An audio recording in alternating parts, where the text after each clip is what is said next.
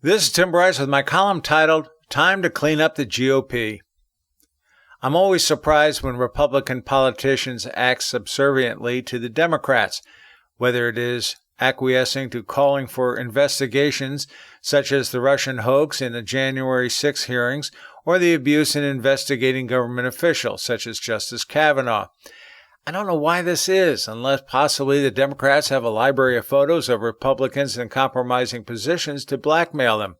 The Republicans' constant kowtowing to the Democrats greatly discourages the faithful of the party.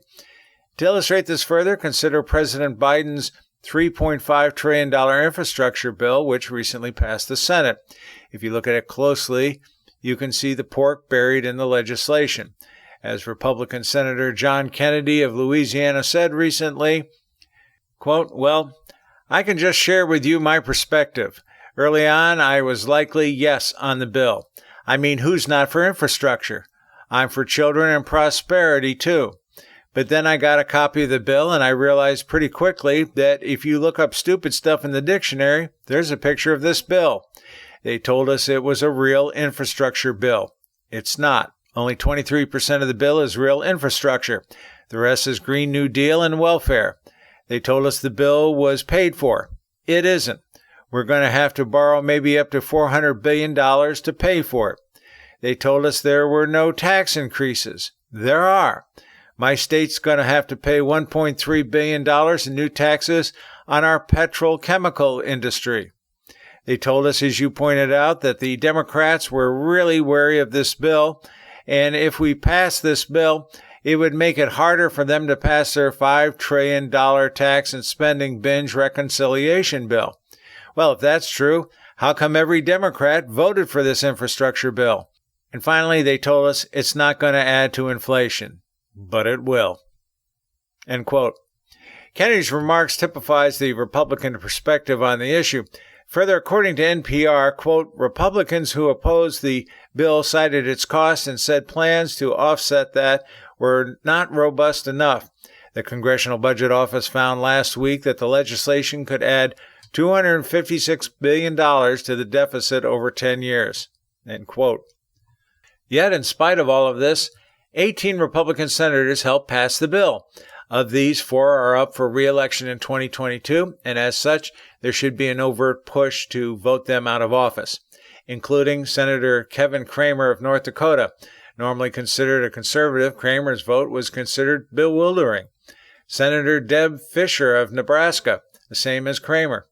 Senator Lisa Murkowski of Alaska, a well-known moderate. She is also one of 7 Republican senators to vote to convict Donald Trump in his second impeachment trial.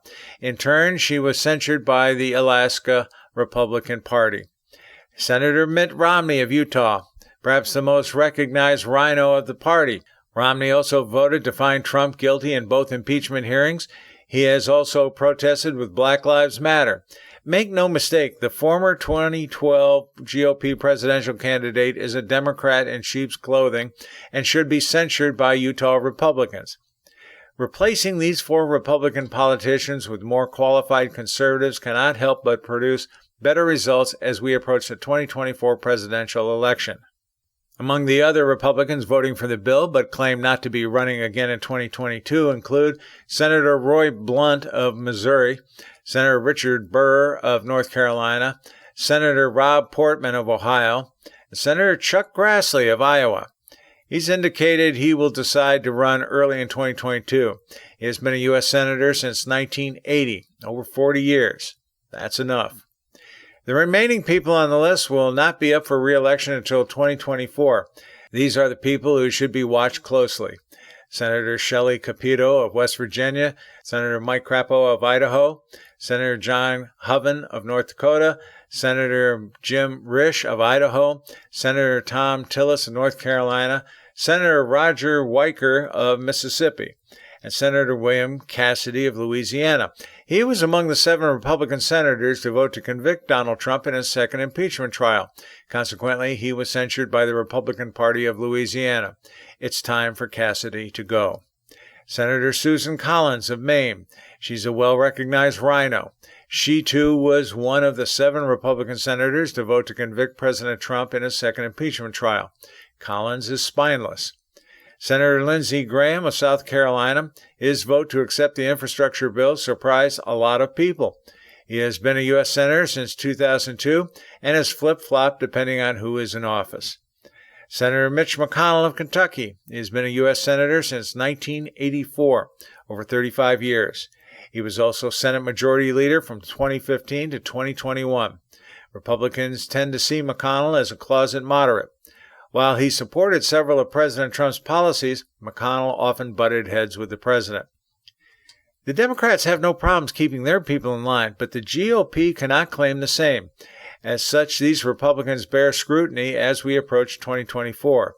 I do not believe these politicians understand the angst they have created within the party and the tempest they have set off within the ranks of conservatives. We need leaders of integrity who will stand up to the Democrats and spend less time political tap dancing. This is one reason why we need term limits for Congress. Republicans used to be known for fiduciary responsibility, trying to live within our means. But the Biden infrastructure bill means returning to the era of tax and spend. By voting for this bill, these few Republicans are accepting the fiscal policies of the Democrats. Because of this, it is time for them to go. As President Trump recently wrote about the infrastructure bill, quote, "It destroys our borders and the rule of law by granting dangerous amnesty that will flood America's beautiful cities.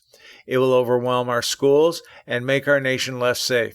It raises taxes like we have never seen, while also making many things you buy every day more expensive, such as gas, groceries, and much more. And don't forget the crazy Green New Deal. America, you're being robbed in the dark of night. It's time to wake up." End quote. Before we ever hope to free the capital of Democrats such as Schumer and Pelosi, we have to first clean up our own house of milquetoast Republicans who simply want to play political games and not do what is best for the country. Thus the need to clean house. Friends, keep the faith. This is Tim Bryce in Palm Harbor, Florida. Follow me on the internet at timbryce.com.